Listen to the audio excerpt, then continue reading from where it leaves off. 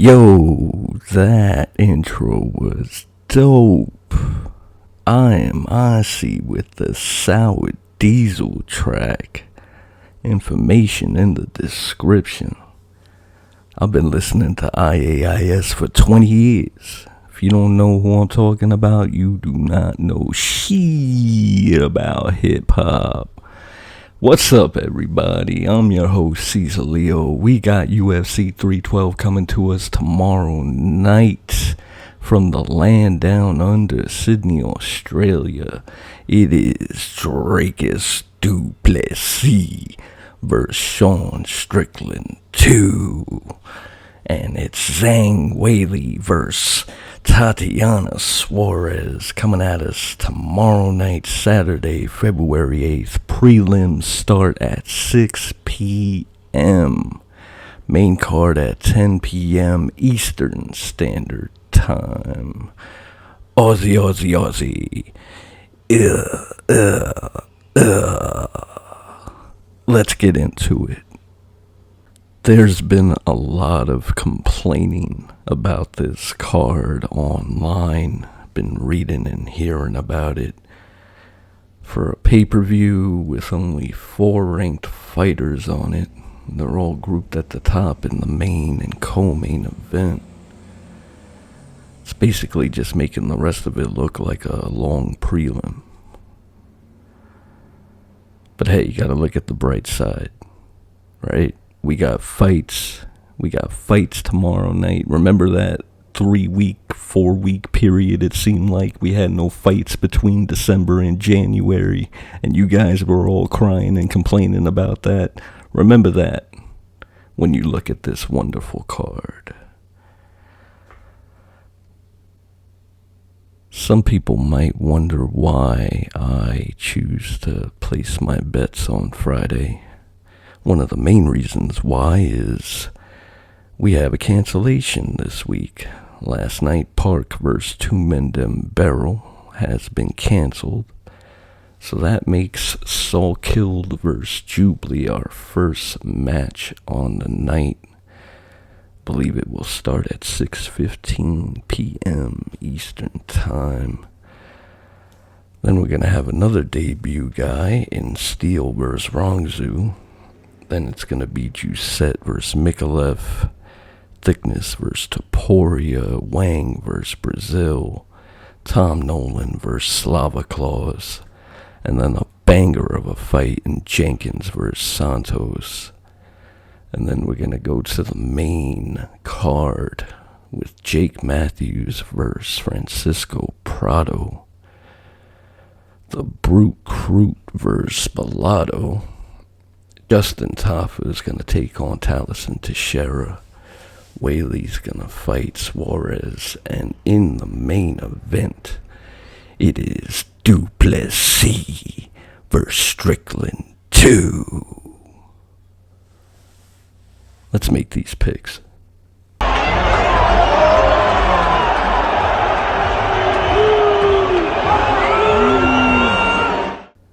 Okay, as already mentioned, because of the canceled fight, there are only 12 fights on the card now, and the first fight of the night is Quillen Saul Killed versus Anshul Jubilee. Jubilee is they're saying a moderate underdog, I think closer to a higher number on DK. I thought I just saw not too long ago. Saul Killed is the heavy favorite, but he is making his UFC debut. He is fighting at home, which is strange. For some fighters, that's an advantage. For other fighters, it puts a little bit too much pressure on them to fight at home. So we're going to see how Saul Killed handles himself. Jubilee, if you guys remember, about a year, whatever, it was more than a year ago, I know that, when he fought, what was his name? Mike Breeden? Yes, this was a very interesting match, because if you guys remember correctly, Jubilee was doing well. And then all of a sudden, Mike, I guess out of frustration, he started yelling at Jubilee. You know, he started talking trash at him, and it seemed to faze Jubilee. And actually, I think changed the momentum of the fight. Go back and watch that. That was a weird fight. That was a weird thing to see happen. But that was more than a year ago. And now he's got the chance to redeem himself. He does have the whole country of India behind him.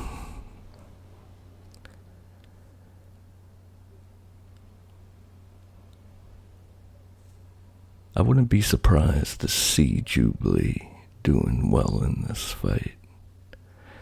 But I gotta believe that Saul killed with the reach and height no, not the height advantage. He only got a reach advantage. But it is a 6-inch reach advantage. I gotta figure that he's gonna be able to capitalize on his grappling against Jubilee. So I'm gonna go with the favorite. Saul killed is my pick on this event. And we're just gonna move on to the next one. It is going to be Kevin Jousset versus Jonathan Mikalev. Kevin lost his last fight, I believe, to Brian Battle. And that's why your name is Jousset, Kevin. I'm not gonna give you the correct pronunciation. Because I figure if you saw my name, you wouldn't know how to pronounce my name correctly. Remember, all these years, I've been called everything from Sizzling to Zalio, Casalo, and about 50 other variations of wrongful pronunciations. So if people can't get my name right, I'm not going to get your name right, Jousset, until you do what you got to do and get this victory tomorrow night. You are going to be my pick. I think you're going to redeem yourself. I think Jousset is the type of fighter who, after a loss, is going to come back stronger than ever. I do believe Jousset's got something to prove. And I'm going to keep saying your name like that until further notice. It's like I tell my wife, she wants to dress up. She's, I'm wearing Givenchy. No, you're wearing Givenchy. And you're going to pair that with your Channel purse. And you're going to match that with your Louis Vuitton scarf. Seriously, why must I pronounce the fancy French names when this is America? And here in America, we do things our way. Don't get me started with you, French. I'll Brian Battle you into the next year. And that's what I'm going. I'm still going to go with you, Jousset, but you got to earn the correct pronunciation of your name. Moving on. Another debut fight. Cody Steele versus Rong Zhu.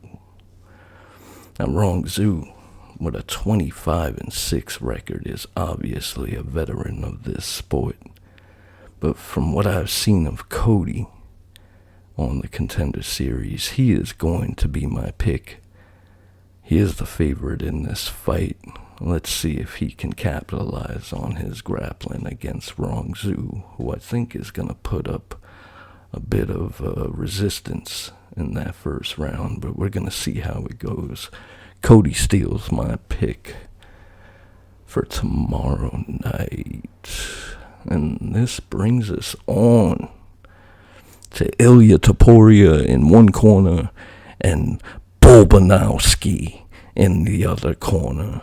And if I'm betting on the Topuria name. The Topuria name was gold for me last year. And I'm sticking to the format.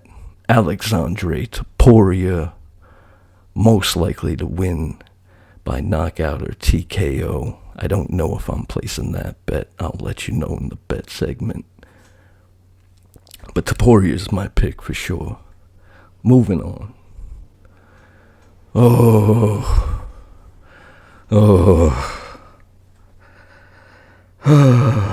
Here we go. I am so tempted to pick Bruna Brazil. I really am. I am so tempted to pick Bruna Brazil. Am I really going to pick the girl who the last time we seen her was a minus 1,000 favorite and got knocked out? And this time around, she's hovering around minus 400 currently. Like the books are like, oh, let's not make it too obvious that we're inflating numbers here. And am I really going to pick the girl who 97% of Tapology the last time got knocked out? And am I going to do that again? Oh, WMMA. Look, don't get me wrong. I respect the ladies fighting. I mean, I got Rose. I subscribe to Rose Namajunas, and she's like one of the very few fighters I subscribe to on YouTube.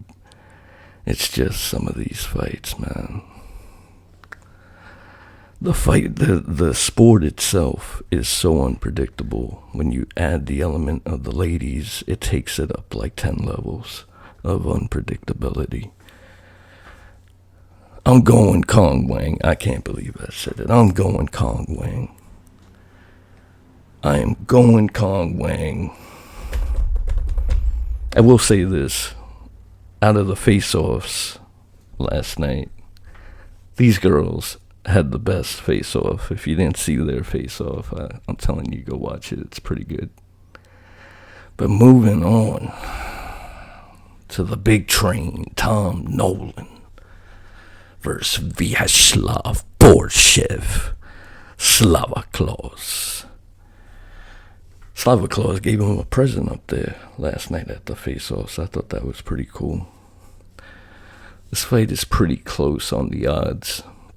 Numbers you see on the screen are pretty close to what I was seeing on DraftKings the last time I checked.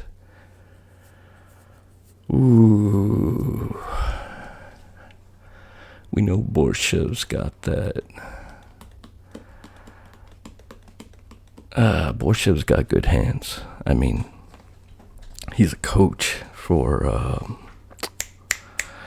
it's already slipping my mind, but Slavic, yeah. See, I keep looking at Tom Nolan and I'm like, yo, he's got the 4-inch height reach. He's got the reach advantage. 8-1. He's only lost once. But if we're looking at their records, Slava Claus has more competition. Has fought, I think, tougher competition. I'm going Slava Claus. Yeah, I've made my pick. Slava Claus it is. Let's go to the next bout. Woo! Jack Jenkins versus Gabriel Santos. And this is probably, I think, going to have a fight of the night or a bonus attached to it.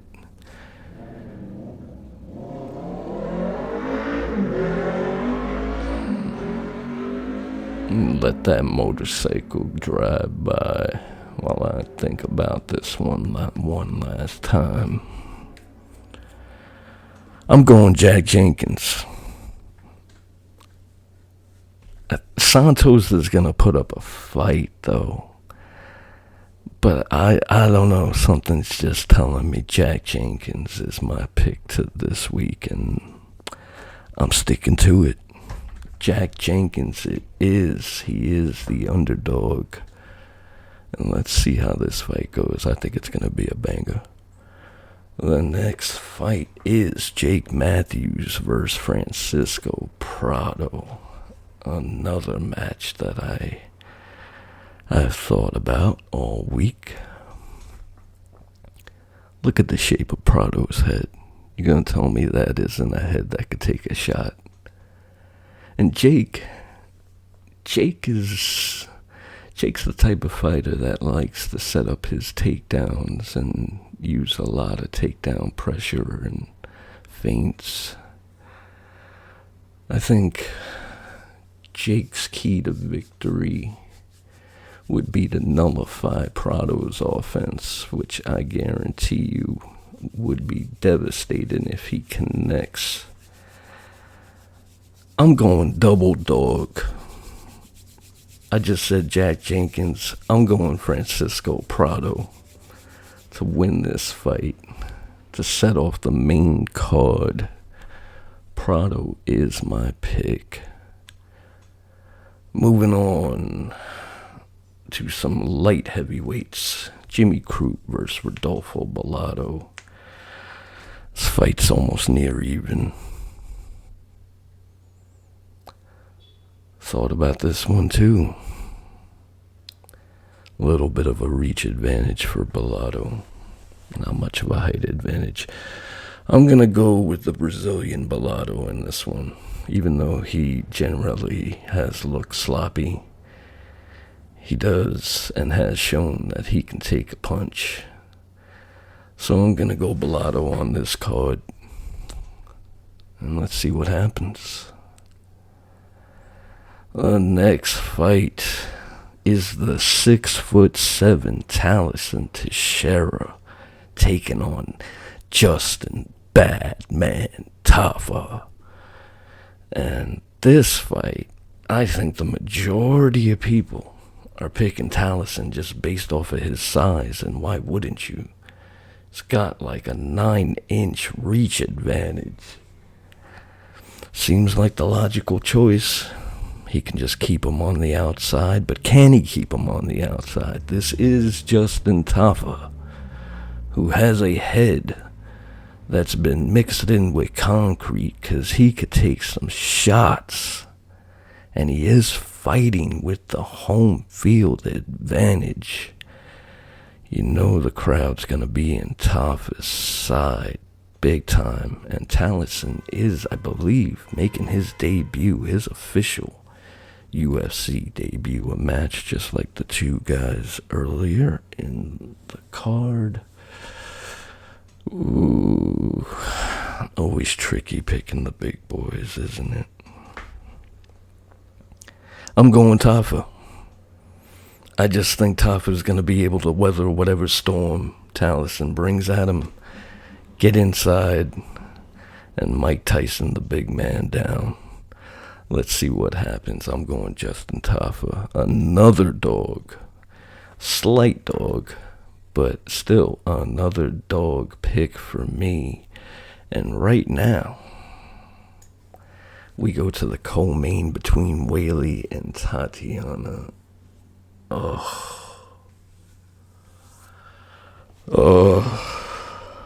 Again. No. I actually think Weili's fights are really exciting. Tatiana, I just don't think we've seen enough. And this is the bout that we really are going to see if she is championship material. Will the pressure get to her? Will Weili's experience be the determining factor? And I think right now on DraftKings, Weili is the underdog. And I'm going with the champ. And still is my pick, Weili Zhang, to retain her championship. I just feel like Weili's got a lot of experience and has been in these championship fights quite a few times now, and I think that's going to play an advantage. We all know Tatiana's going to spam the wrestling card. That's going to be it. It's going to be whether Weili can nullify Tatiana's wrestling and then use her overall striking skills that she obviously possesses. Gotta go Weili. I just gotta believe the champ can get it done. And that's my pick for the week in the co-main. And for the main event, it is Dracus du Plessis versus Sean Strickland 2.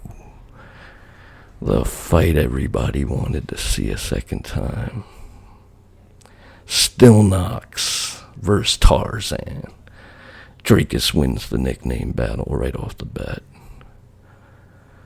Oh, what can I say? The last time they fought, I picked Dracus to win. It was a sour victory, though, because I felt like Sean actually won that fight.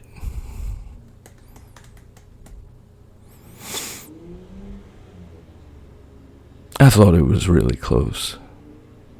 And I got a feeling it's going to be again, unless Dracus and his team should be well aware of what's coming at them tomorrow night. And if they're not aware of the fact that Sean is going to jab and teep kick his way for 5 rounds, and they haven't been working on a way to get around this Philly shell style of Sean Strickland, then there could be an upset. There could be an upset, and I would not count out Sean Strickland in this match. But for my pick, and for my bet tomorrow, I'm going with Dracus du Plessis to get the job done and send the Mouthland home quiet, hopefully, for at least a little while. Let's get to the bets.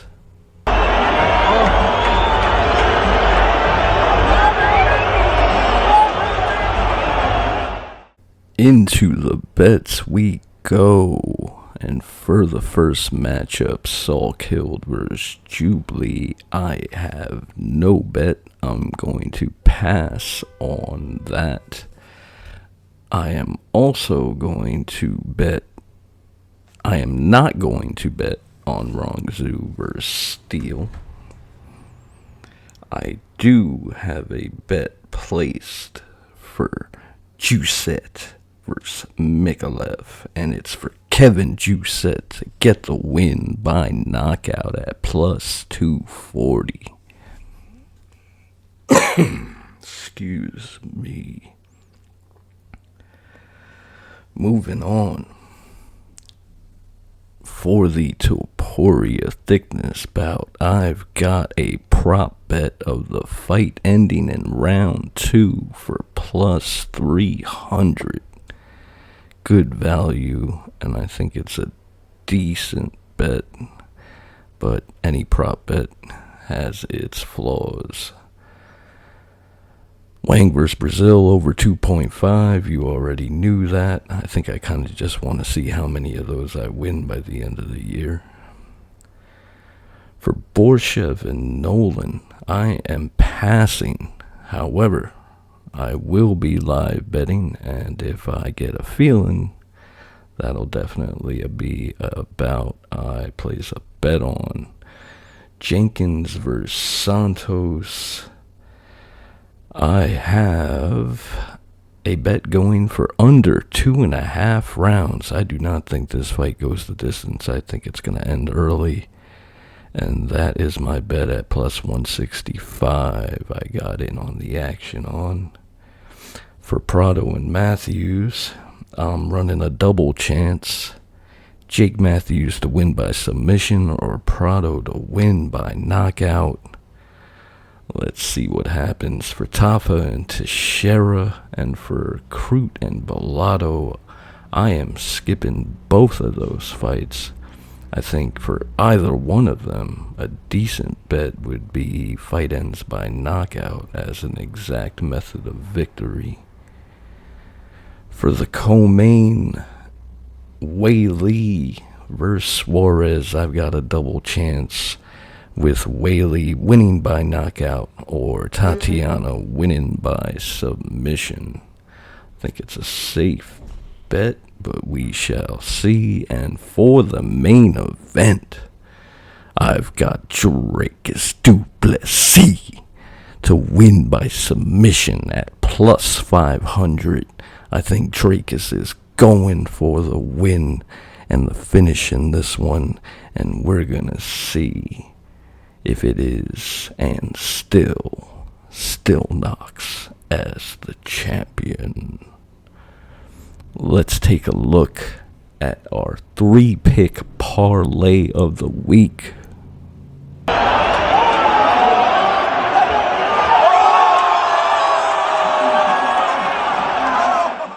Before we take a look at the 3-pick parlay of the week, let's take a look at the long shot parlays. The first one being my long shot pick for this entire event.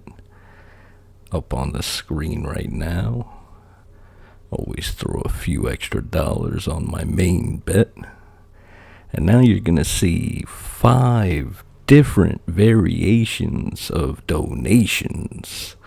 And now, why are they called donation parlays, folks? Well, because the books know and the books gain a lot of money from players who only strictly play parlays. But don't shun the long shot parlay, because take a look at this ticket I put up last week. That's right, that is the event. And that was me calling a cash out right after MVP disposed of Sharp Bullet. Watched the recap last week for this sad event unfold. I just want to say, yeah, 40,000 plus odd ticket. It does occasionally hit. And that is the reason why I do play donation bets. You may say, well, if you're going into this with $100, why would you commit 10% of your budget to long shots? Well, I just showed you the answer why.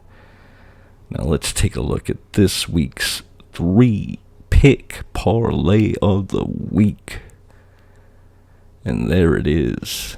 It's gonna be Taporia knocking out Thickness, and then we're gonna spam Prado and DDP on the money line. Notice that it is a 50% boosted parlay. There is a reason why your book always offers you a parlay to play on, because the books know the more plays you add onto a parlay, the harder it gets to win. But let's see how this one does. I think it's going to give me a reminder of the parlay that I'm going to show you right now on the screen. That is almost exactly a year ago at UFC 298. I posted that on Reddit. And if you want to, go look at the history of UFC 298, and you will know I gave everyone the winner that night. How many people cashed in and tailed on my bet, I don't know, but I guarantee you they were happy customers. Let's finish this off with some final thoughts before the event.